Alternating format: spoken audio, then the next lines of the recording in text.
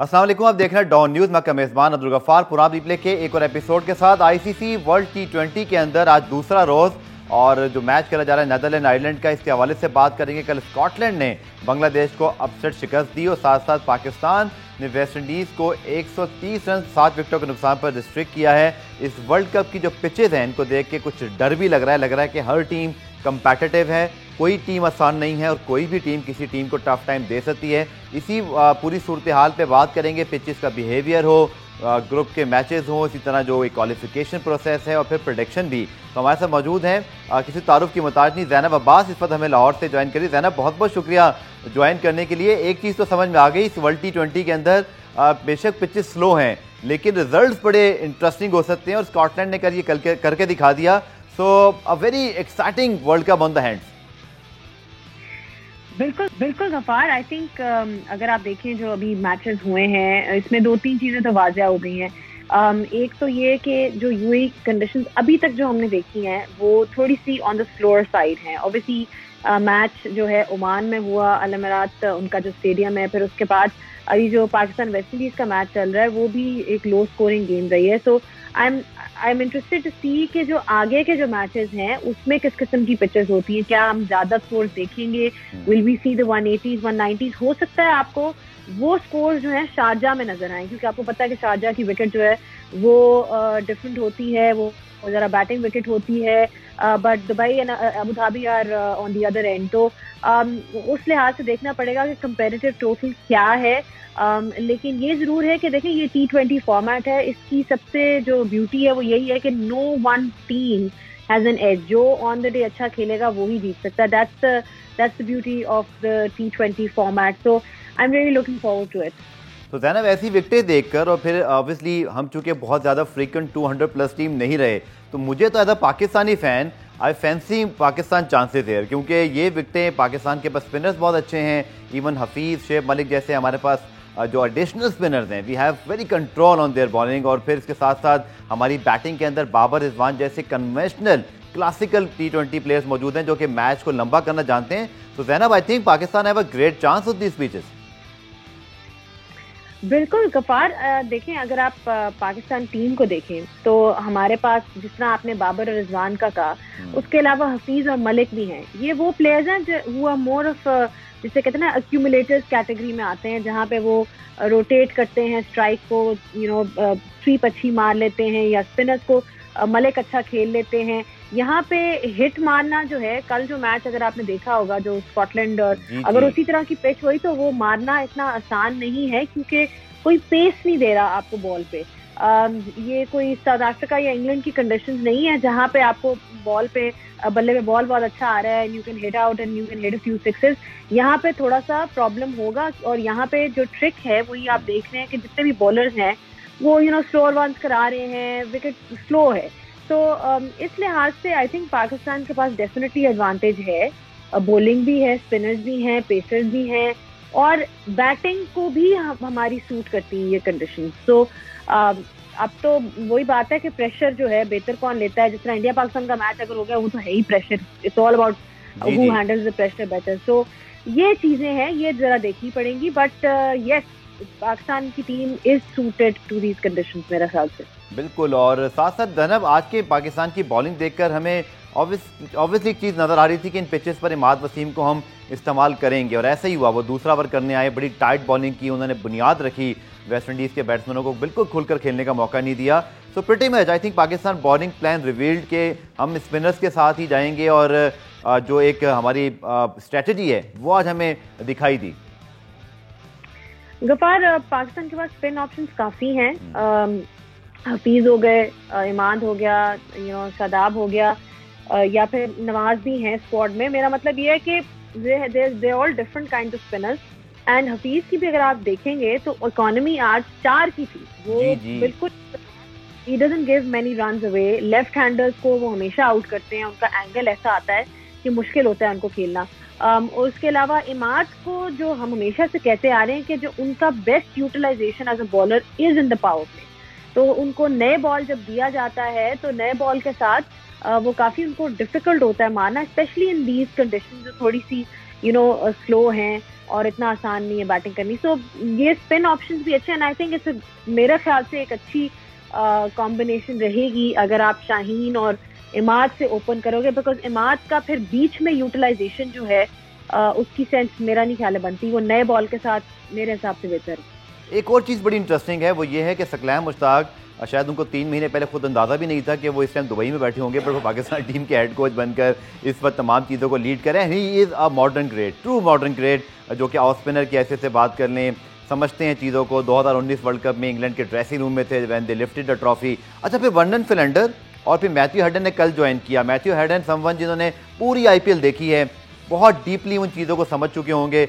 So very interesting combination Zainab. Not ideal कि आप 2 महीने पहले कोच तब्दील कर दें, trade mark Pakistan stuff, but eventually I think we have a pretty interesting scenario here. लोग हैं जो इन चीज़ों को समझने वाले हैं वहाँ पर. देखिए, किसी रीजन के लिए ही जो भाई हैं उन्होंने ये अपॉइंटमेंट्स की हैं. लोग कह रहे थे कि जी उनका कोचिंग एक्सपीरियंस नहीं है, but what people need to understand is that coaching experience अगर आप सिर्फ 1 महीने के लिए किसी को अपॉइंट कर रहे हो ना, तो उसमें उसका रोल जो है वो ये नहीं है कि वो खड़े होके बाबर को बताएगा कि बल्ला कैसे पकड़ना है, या फिर फिलेंडर जो है बॉलिंग सिखाएगा. ये वाला जो होमवर्क होता है ना, ये तो साल लगते हैं इसको आपको अपनी स्किल को डेवलप करने में. वो है आपकी mental aspect of the game को इम्प्रूव करने के लिए. हेडन अपने जमाने का प्लेयर, अगर आपको याद होगा, वो उस जमाने में भी T20 क्रिकेट खेलते थे. मतलब उनकी टाइम पे वो नहीं थी एक ऑप्शन, लेकिन he was always extremely positive in his approach. और अगर आपको याद होगा, स्पिनर्स को वो बहुत अच्छा खेलते थे. तो वो स्पिनर्स को भी अटैक करते थे. उनकी गेम ही पूरी डोमिनेशन की थी. फिलेंडर का ये है कि फिलेंडर के पास ठीक है उस तरह से T20 उतना वो नहीं खेले हुए एवरीथिंग, बट एक अंडरस्टैंडिंग है of the game. He was a smart skilful bowler in test. At least दिमाग तो उनका है ना, लाइक नजर आता है. तो ये उनका हेडन का एक्सपीरियंस ऑफ दीज कंडीशंस, अभी आपने जैसे कि कहा वो IPL में भी थे, एंड देन फिलेंडर के होने से एक वो जो टीम को मोटिवेशन मिलेगी, या जिसे कहते हैं मेंटल स्ट्रेंथ मिलेगी.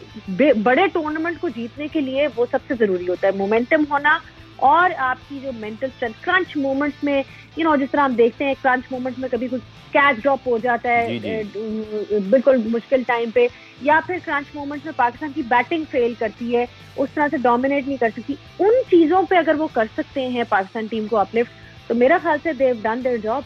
ठीक है ज़ैनब, कल के मैच पे अगर हम बात करें, और बांग्लादेश की सिचुएशन इतनी आसान नहीं रही, क्योंकि ओमान ने बड़ा अच्छा मैच जीता, बड़े रन रेट से जीता, बट वो एक ऐसी टीम है जिन्होंने अपने घर में स्पिन विकेटों पर ऑस्ट्रेलिया न्यूजीलैंड को जिस तरह से डोमिनेट किया, लगता है कि शायद उनको एक बड़ी अच्छी वेकअप कॉल मिली है. बट अगर मैं आपसे पूछूं, राउंड 1 से जो 2-2 ग्रुप बने हैं, श्रीलंका को आज इन एक्शन होना है, Ireland did pretty well against Netherlands, आपको क्या लगता है कौन सी 4 टीमें हमें इवेंचुअली जो राउंड 2 है जिसमें ग्रुप 1 और ग्रुप B मौजूद हैं, वहां जाते हुए दिखाई दे रही हैं? ये तो आपने बहुत मुश्किल सवाल पूछा है मुझसे गफार, बिकॉज इन विकेटों में बहुत मुश्किल है. नहीं, इन विकेटों में इसलिए मुश्किल है कि कल का आपने मैच देखा था, स्कॉटलैंड और वो जो हुआ है बांग्लादेश का मैच था. तो मतलब कि उसमें किसने एक्सपेक्ट, ऑब्वियस चीज तो यही थी ना कि लोगों ने कहा था कि जी बांग्लादेश जीत जाएगा. That was the prediction at least. Why? Because मैंने तो लिखा भी था इस पे कि बांग्लादेश की प्रिपरेशन थी कि घर पे थी. मैं मानती हूँ कि उन्होंने घर पे सीरीज जीती है, लेकिन they beat good team. And जब आप अच्छी टीम से हराते हैं तो आपका कॉन्फिडेंस भी ऊंचा होता है. तो यू वुड एक्सपेक्ट कि उनकी टीम कोई, अगर नाम में देखा जाए, महमूदुल्लाह अच्छे बैट्समैन है, शाकिब उनकी टीम में है, ऑन पेपर अच्छी टीम थी, बट बात वही आ जाती है कि ऑन द डे कौन अच्छा परफॉर्म करेगा. मेरा ख्याल से आपको आयरलैंड, स्कॉटलैंड ऐसी टीम को भी हल्का नहीं लेना. आज श्रीलंका का भी टेस्ट होगा, उसमें भी पता चलेगा कि वो कितने पानी में है और कितने वो है. क्योंकि अभी उनका एक जो वार्म अप मैच हुआ था उसमें वो बड़ी मुश्किल से, मतलब मसा जीते. तो मेरा कहने का मकसद ये है कि जरूरी नहीं है कि जो आपकी श्रीलंका हो गई या फिर बांग्लादेश हो गई या ये इस तरह की टीम की जरूर, you could see a few upsets as well. It just depends on who plays better on that day. बिल्कुल. और पाकिस्तान का एज एक्सपेक्टेड, चूंकि रिजवान बाबर अब जब भी खेलते हैं तो बहुत ही अच्छा खेलते हैं, अच्छा स्टार्ट है पाकिस्तान का। प्रोग्राम में ब्रेक शामिल करते हैं, ब्रेक से जब वापस आएंगे तो ज़ैनब से ज़रूर बात किया पाकिस्तान मैच की भी, और स्पेशली इस मैच की हवाले से जितनी हाइप बन रही है। आज मैं देख रहा था शोएब अख्तर, हरभजन सिंह भी काफ़ी, मुझे लग रहा है कुछ प्लान किस्म के ट्वीट्स हैं, लेकिन मज़ेदार किस्म की एक बैंटर वहाँ लगी हुई है। इस पर डिस्कस करेंगे शॉर्ट ब्रेक के बाद। तो ज़ैनब, पाकिस्तान के बॉलिंग प्लान के हवाले से तो हमने बात कर ली। बैटिंग में जब रिजवान आउट हुए तो नंबर 3 पे फ़खर जमान बैटिंग करने आए। मेरे ज़ाती ख्याल में भी उनको टॉप 3 में ही होना चाहिए अगर वो पाकिस्तान की 11 में आते हैं। आपका क्या ख्याल है? मेरा तो ख्याल से that's just my opinion, I think he should open.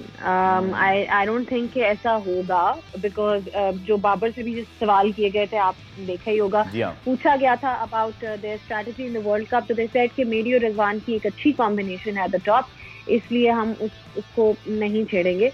But I agree with this thought process कि फ़खर को जो है पावर प्ले में खिलाना चाहिए, बिकॉज अदरवाइज उनकी यूटिलाइजेशन जो है मेरा नहीं ख्याल से उस तरह से है, बिकॉज जब फील्ड थोड़ी खुल जाती है तो उनका मकसद नहीं रहता। अगर आपको याद होगा इंग्लैंड में नंबर 5 पे उनको ट्राई किया गया था, जी हाँ, I don't think that was the right plan, he is not for that. वो मेरा ख्याल है नई बॉल जो है वो बेहतर उस हिसाब से खेलेंगे।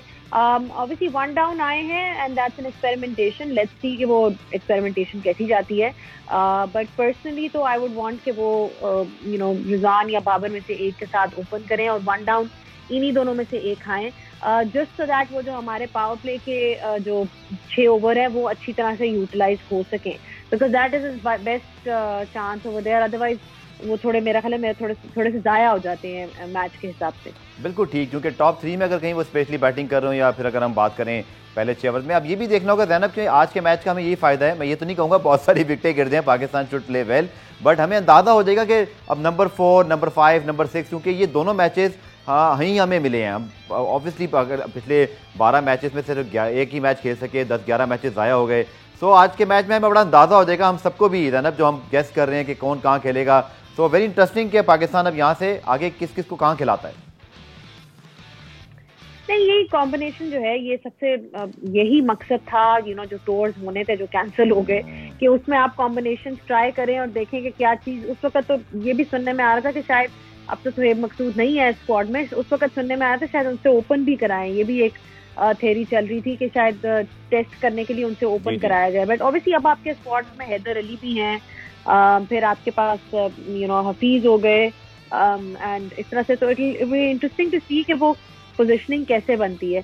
आई एम हैप्पी टू सी कि फ़खर को चांस दिया जा रहा है, but at the same time I feel कि as an opener he probably would be better. But Shoaib Malik, like I said, is part of the squad. Hafeez भी है, हफीज और शोएब मलिक दोनों स्पिनर्स को अच्छा खेलते हैं। यहाँ पे अब आप देखें जिस तरह के बॉलिंग जो चल रही है, कल भी वो जो यहाँ थोड़ी बहुत लेग स्पिनर को मिल रही है, जी थोड़ी सी फ्लाइट उनको कंडीशंस जो है उस तरह की मिल रही हैं, या फिर वेरिएशंस चल रही हैं जो आपके मीडियम पेसर्स हैं जिनके पास कटर्स हो या फिर स्लोअर बाउंसर हो, इस तरह की वेरिएशंस वाले बॉलर्स को ही सक्सेस मिल रहा है।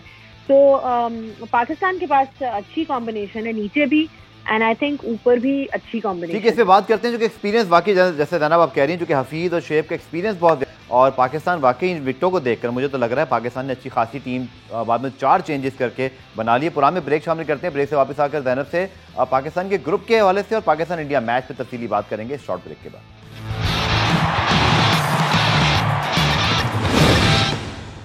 ज़ैनब, आपसे ज़रूर सवाल कर रहे हैं पाकिस्तान इंडिया मैच के हवाले से। 24 अक्टूबर को ये बड़ा मैच होना है। विराट कोहली कहते हैं जी हम तो नॉर्मल मैच समझते हैं, बाबर कहते हैं हम इंशाल्लाह जीत के लिए जाएंगे। तो दोनों कैप्टन के थोड़े कंट्रास्टिंग किस्म के बयानात हैं इस मैच पर, लेकिन आप ही क्या राय है गिविंग द कंडीशंस, और आज हमने 2 दिन में जो सूरत हाल देखी है, पाकिस्तान इंडिया मैच इन कंडीशंस में आपका वोट किसकी तरफ होगा? पाकिस्तान का अच्छा चांस है गफार, शायद कहीं और हो रहा था तो मे बी शायद व्यूज डिफरेंट होते, बट इन कंडीशंस में आई think Pakistan has a really good chance. But India Pakistan के मैच में फिर से वही बात बोलूंगी, पाकिस्तान जो रिकॉर्ड पाकिस्तान का रहा है प्रीवियस वर्ल्ड कप में, ऑब्वियसली दोहराने का दिल तो नहीं चाहता, लेकिन द पॉइंट इज कि the reason why Pakistan hasn't done well is because Pakistan pressure में आ जाता है। और वाकई अगर वो इंडिया कह रहे हैं कि वो उसको एक as a normal game treat करते हैं, तो वो वाकई ही ऐसे ही ट्रीट करते हैं जिस तरह के वो किसी भी आई एम श्योर उनके शायद प्रेशर तो होगा, मैं ये नहीं कह रही कि प्रेशर उन पे नहीं होगा, प्रेशर उन पे भी होता है, पाकिस्तान इंडिया का मैच है, बट वो प्रेशर को हैंडल बेहतर करते हैं, मैं ये कह रही हूँ, जिसकी वजह से उनका सक्सेस रेट रहा है वर्ल्ड कप में या बड़े बड़े टूर्नामेंट में। आई फील इस मैच में सबसे बड़ी चीज is again for me Pakistan की बैटिंग। बॉलिंग मसा आपको पता है बचा लेती है कहीं ना कहीं, अगर 170 180 करता है पाकिस्तान तो बॉलिंग आपकी है कि वो डिफेंड कर लेती है, लेकिन जहां आपकी बॉलिंग ने आपको लेट डाउन किया है वहां पे पाकिस्तान मैचेस हारा है। आप पिछले world cup T20 world cup उठा के देख लें, आपको याद होगा, आई थिंक वो जो बांग्लादेश में जो हुआ था उसमें भी 3 डाउन थे हम फॉर नॉट मेनी रन, 84 पे शायद आपकी टीम जो थी वो पूरी आउट हो गई थी। उससे पहले भी जो है इस तरह से सिलसिला रह चुका हुआ है। चैंपियंस ट्रॉफी आप रही इसीलिए थे, ऑल्दो वनडेज का फॉर्मेट है, क्योंकि आपने 340 रन बनाए थे।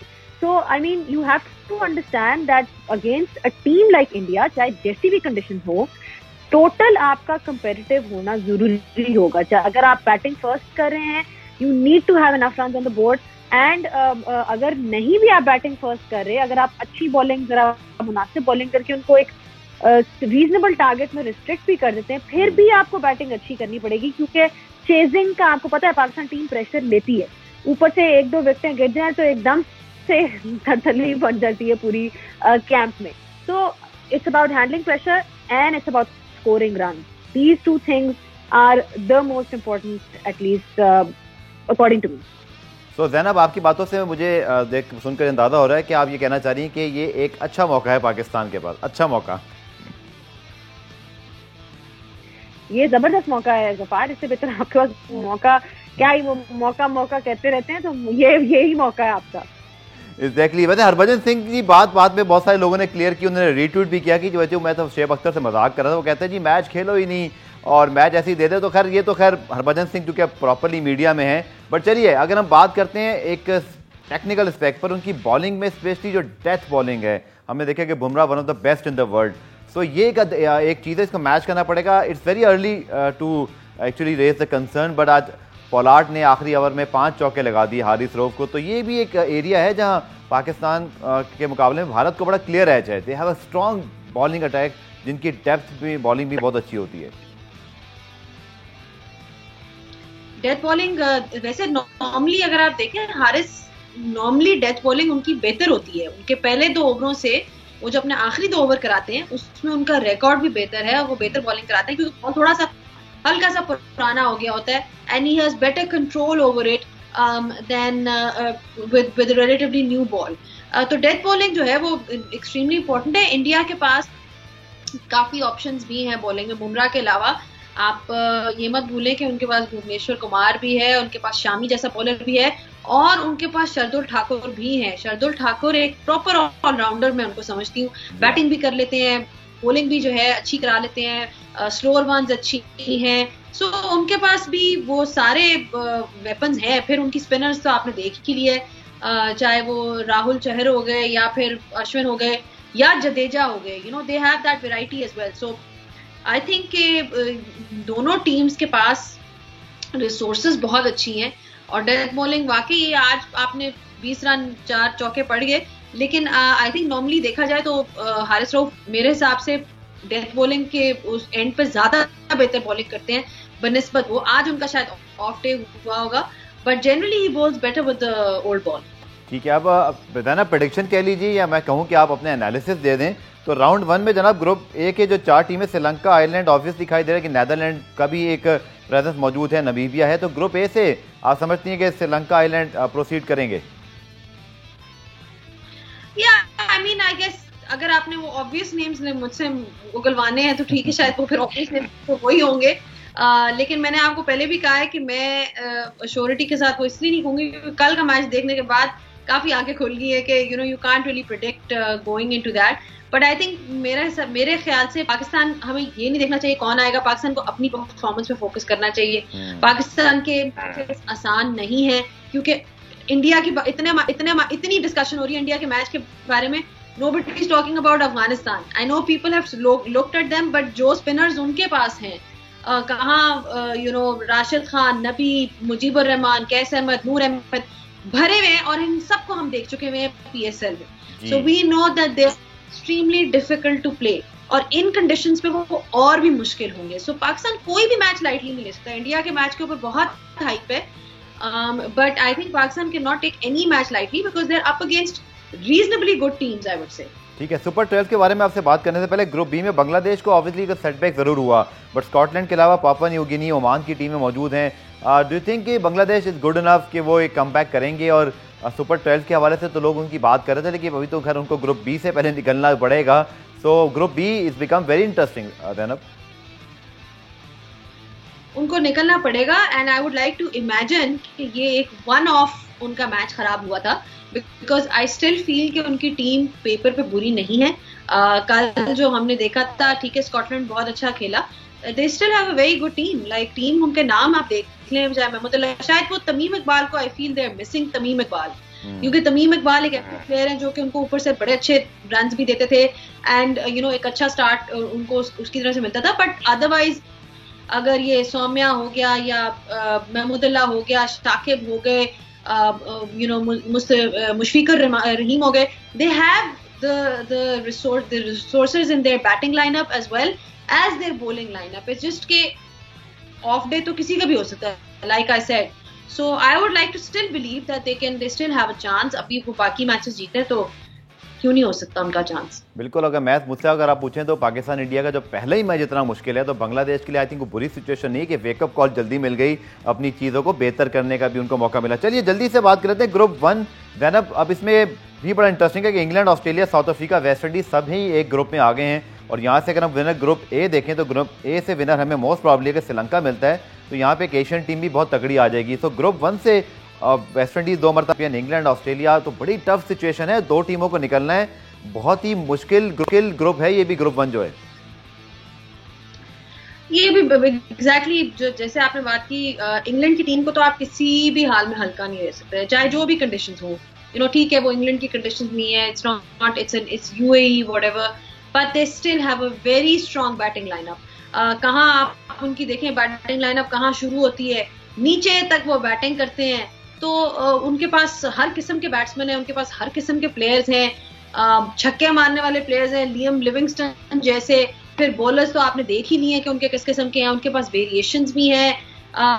यू नो टॉम करन हो गया, वो अच्छे कटर्स वगैरह करा लेते हैं, फिर उसके अलावा स्पिनर्स की भी उनके पास ऑप्शन है। सो आई एम जस्ट सेइंग कि एक पूरी उनकी भी सॉलिड टीम है। यू नो ये कहना कि जी उनकी कंडीशंस डिफरेंट है व्हाटएवर, ये आप नहीं कह सकते, बिकॉज लाइक आई सेड कि you know on the day जो अच्छा खेलेगा वही आगे जाएगा। ये आप पहले से प्रेडिक्ट नहीं कर सकते कि जी बिकॉज इंग्लैंड में अच्छा है या साउथ अफ्रीका में अच्छी है या ऑस्ट्रेलिया में अच्छी है। प्लेयर्स सबके पास हैं, जो कंडीशंस में अडेप्ट बेहतर करेगा वही आएगा। श्रीलंका का 2 टेस्ट है, उनके पास भी अच्छे यू नो सरंगा हो गया या फिर उनके बाकी कुछ आपने प्लेयर्स देखे होंगे वगैरह, वो भी यू नो अभी इंडिया को उन्होंने हराया था अपने घर पे, T20 सीरीज श्रीलंका जीता था इंडिया के खिलाफ। सो it's a very level playing field. That's what I like about this World Cup, कि बहुत ही लेवल प्लेइंग फील्ड है, कोई मुझे आउटरेजियस फेवरेट्स नहीं नजर आ रहे। जिस तरह जो ओडीआई का वर्ल्ड कप होगा, आपको याद होगा उससे पहले हर एक ने कहा था कि इंग्लैंड आर आउटराइट फेवरेट्स, और वो जीत भी गए एंड में 2019 का जो वर्ल्ड कप था। लेकिन यहाँ पे इस फॉर्मेट में और इन कंडीशंस में आई डोंट थिंक कि कोई आउटराइट फेवरेट्स हैं। वेस्ट इंडीज की आपने बात की, जो फेवरेट टीमों में ऑब्वियसली चूंकि 2 डिफेंडिंग चैंपियंस भी हैं, बट 2 बातें, एक तो ये कंडीशंस जो है ज़ैनब, लग नहीं रहा कि उनके पावर हिटर्स के लिए इतनी आसान है, क्योंकि हर टीम को पता है कि अब ये कैसी कंडीशन है, तो 2-2 3-3 स्पिनर्स को कहीं तो 4 भी शायद खेल रहे होंगे, जो कि सपोर्टिंग है। और दूसरा, जब वो जीते थे 2016 का, तो सुनील नारायण और सैमुअल बद्री जैसे बड़े आउटस्टैंडिंग स्पिनर्स उनके पास थे, जैसे उस तरह से स्पिनर अब नहीं है। तो समझती वेस्ट इंडीज़ के लिए थोड़ी सी ये मुश्किल कंडीशंस हैं, कंसिडरिंग कि उनके जो पावर हिटर्स हैं दे वांट सम पेस, जो कि थोड़ा सा हिटिंग के लिए ज़रूरी होता है। This going to be tough, क्योंकि आज पाकिस्तान ने भी साबित करके दिखाया कि उनके खिलाफ स्पिनर्स अच्छा खासा कंट्रोल कर लेते हैं। वेस्ट इंडीज की जो डिपेंडेंसी है, वेस्ट इंडीज का जीतना जो है, it is dependent on how their batsman play spinners. अगर आप देखें वो जो है सिमरन हेटमायर, या फिर आप देखें निकोलस पूरन, ये इस किस्म के प्लेयर्स हैं जो कि अपनी पावर हिटिंग एबिलिटी, या गेल भी हो गए, पावर हिटिंग एबिलिटी पे रिलाई करते हैं। लेकिन अगर आपको याद होगा क्रिस गेल ने पीएसएल जितना दुबई में खेला हुआ है या यूएई में खेला हुआ है, उनका रिकॉर्ड कोई खास नहीं था। वहां पे वो स्ट्रगल करते थे हमेशा, चाहे लाहौर कलंदर्स के साथ हो गए या किसी और टीम के साथ, तो कराची के साथ हो गए, he is always struggled in these conditions, क्योंकि उनको चाहिए वो बॉल जो बल्ले पे अच्छी तरीके से आए। यहाँ पे फंस के बॉल आ रही है, डीप में कैचेस हो रहे हैं, मिड विकेट पे लॉन्ग ऑफ लॉन्ग ऑन पे कैचेस हो रहे हैं, इसलिए क्योंकि वो पेस नहीं मिल रही। सो वेस्ट इंडीज यहाँ पे मेरा ख्याल है थोड़ा सा उनका एडवांटेज कम हो जाता है। अगर तो वो ऐसी पोजीशन में आ जाएं जहां उनका बल्ला लग जाए और उनकी हिट्स लग जाए और उनको एक मेथड मिल जाए of to score runs, then you can never really discount them. That's what I feel, because Bravo हो गए उनकी बॉलिंग में, फिर वो रामपाल हो गए, या फिर रॉस्टन चेज हो गए as a spinner, they also have overall एक उनके पास हर किस्म का प्लेयर है।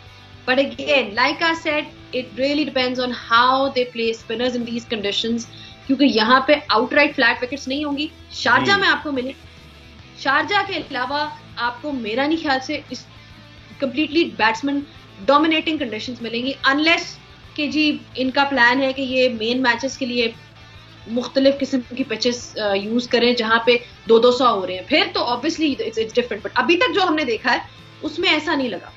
ठीक है, आखिरी सवाल आपसे ग्रुप 2 के मुतालिक, जिसमें इंडिया पाकिस्तान है और ऑब्वियसली बड़ा मैच भी है, लेकिन मैं आज भी एक जगह बात कर रहा था कि भाई पाकिस्तान इंडिया मैच में पाकिस्तानी फैंस इतने जज्बाती ना हो जाएं कि खुदा ना खास्ता अगर हम फिर ना जीत पाएँ तो इतना डीमोरलाइज कर दें, क्योंकि ये ग्रुप ऐसा है जहाँ न्यूजीलैंड के खिलाफ भी हमारा अच्छा रिकॉर्ड है, अफगानिस्तान को भी हम हरा सकते हैं, और चाहे रनर अप ग्रुप ए से या विनर ग्रुप बी से कोई भी टीम आती है, आई थिंक वो मैनेजेबल हैं। सो इस ग्रुप बी वैना मुझे लग रहा है कि सिर्फ पाकिस्तान इंडिया के अलावा अगर पाकिस्तान जीत भी जाए इंडिया से, खुदा ना खास्ता ना भी जीते, still we have to manage, तो हम कर सकते हैं, क्योंकि वहाँ Australia, South Africa, England, West Indies जैसी टीमें थी। तो आपकी क्या राय है? सेम आपको समझती हैं ग्रुप 2 से पाकिस्तान इंडिया का great chance, New Zealand will be definitely their biggest competitor? नहीं, मैंने तो कहा है कि न्यूजीलैंड भी है और अफगानिस्तान भी है। They are comparative for me, they are serious comparative for me, because of the fact कि उनके पास स्पिनर्स अच्छे हैं, और न्यूजीलैंड की टीम भी जो है उनको भी आप हल्का नहीं ले सकते, बिकॉज न्यूजीलैंड की एक चीज हमेशा से आप याद रखें, वर्ल्ड कप्स में न्यूजीलैंड की टीम कहीं ना कहीं पहुंच जाती है, सेमीफाइनल तक पहुंच ही जाती है, चाहे जैसी भी टीम। आप देख लें कि पिछले वर्ल्ड कप में भी जो है, जो ओडीआई वर्ल्ड कप था, वो सेमीफाइनल में पहुंच गए। छोटी सी नेशन है, छोटे से मुल्क है, लेकिन टैलेंट उनके पास बहुत है और फाइट बहुत है उनके पास। हर दफा कहीं ना कहीं वो करते करते सेमीफाइनल तक पहुंच जाते हैं, चाहे जैसी भी condition. So number 1, you can not take them lightly, they also have great combination going for them, चाहे अफगानिस्तान हो गया। बट मेरे हिसाब से आई थिंक इंडिया का मैच पाकिस्तान के लिए जीतना, फॉरगेट कि वो इंडिया पाकिस्तान का मैच है, इसलिए जरूरी है क्योंकि जब आप इतने हाई के साथ जीतोगे ना अगर इंडिया के खिलाफ, तो बाकी मैचेस ऑटोमेटिकली आपके लिए कॉन्फिडेंस लेवल जो है ना मेंटेन करना मुश्किल नहीं है। अगर आप स्टार्ट ही लो के साथ करोगे कि आप बिल्कुल ही, और आपको पता है कि इंडिया पाकिस्तान के मैच के बाद होता क्या है कि जी पूरा आपका मीडिया भी शुरू हो जाता है, आपके एक्सपर्ट्स भी शुरू हो जाते हैं, आपके तबसरे भी शुरू हो जाते हैं, टीम को उड़ाना भी शुरू हो जाता है कि फलाने ने ये नहीं किया, इसको क्यों, उसको सिलेक्शन में किसने गलती की, ये प्लेयर क्यों नहीं आया। फिर अगर नई प्लेयर चले, लोग कहेंगे आजम खान के साथ ज्यादती हुई, उनको पहले रख लिया फिर निकाल लिया, इस किस्म की बातें फिर शुरू हो जाएंगी। तो मैं ये कहने का मेरा मकसद ये है कि वो पहला मैच जीतना इसीलिए हमारे लिए जरूरी है, ताकि हमारा मोराल वहां से ऊंचा रहे। एक दफा आप उसके बाद टीम को उठाना आसान नहीं है। चैंपियंस ट्रॉफी में हमने किया, 100% किया, लेकिन आप ये याद रखना कि ये बार बार करना जो है ये इतना आसान नहीं होता कि आप हारो और आप इतनी उस तरह से फिर अपना मुराल ऊपर करना जो है ना वो फिर मुश्किल हो जाता है। चलिए आखिर में सारे सवाल तो हो गए, लेकिन आपसे प्रेडिक्शन तो मैंने लेनी ही थी, तो आप चारों सेमीफाइनलिस्ट बता दीजिए, group 1, group 2, tentatively. I know it's a very tough call to make, बहुत मुश्किल है वर्ल्ड कप, बट स्टिल आपकी 4 टीमें जो आप समझती हैं ग्रुप 1, ग्रुप 2 से 2-2 टीमें जो प्रोसीड कर सकती हैं। पहले आप मुझे बताएं कि आपकी 4 टीमें कौन सी हैं? देखिए पाकिस्तान नंबर 1 है, भारत नंबर 2 है, वेस्ट इंडीज मेरी फेवरेट है, लेकिन जो आज मैंने उनकी बैटिंग देखी मुझे लग रहा है वो कहीं फ्लॉप ना हो जाए, तो मुझे लगता है कि शायद मुझे लगता है कि इंग्लैंड के साथ मुझे ऑस्ट्रेलिया एक ऐसी टीम लग रही है कि चूंकि सॉलिड क्रिकेट खेलते हैं, इन विकेटों पे अच्छे कैलकुलेशन से वो खेलना जानते हैं, तो मुझे लगता है कि ऑस्ट्रेलिया वेस्ट इंडीज़ को एज आउट कर सकती है। ये मेरी कंडीशंस को देखते एक प्रेडिक्शन है। हालांकि मैं वेस्ट इंडीज़ का बहुत बड़ा फ़ैन हूँ, बट समहाउ मुझे लग रहा है ये पिचेस उनको सूट नहीं करेंगी। Now your turn. मेरा ख्याल से पाकिस्तान, इंडिया, इंग्लैंड एंड अब आई थिंक वेस्ट इंडीज। मैं ये 4 नाम ले रही हूँ। चलिए जी, देखते हैं कि ये चारों टीमें पहुंच पाती हैं। लेकिन एक चीज़ तो बड़ी वाज़ेह है कि इस वर्ल्ड कप में बड़ा इंटरेस्टिंग होने वाला एज आउट किस्म की चीज़ सिचुएशन होगी। कोई टीम आसान नहीं है। ज़ैनब, बहुत बहुत शुक्रिया तफसीली बातचीत के लिए और आपकी प्रेडिक्शंस के लिए भी। और देखते हैं कि वर्ल्ड T20 के अंदर जब ये मैचेस आगे बढ़ते हैं तो फिर किस तरह के रिजल्ट सामने आते हैं। आप अपना हमें आस्क रीप्ले के हैशटैग के जरिए और साथ साथ डिजिटल पर कमेंट सेक्शन में जाके दे सकते हैं। आप सबका बहुत शुक्रिया। कल दोबारा से मुलाकात होगी, तब तक के लिए अल्लाह हाफ़िज़।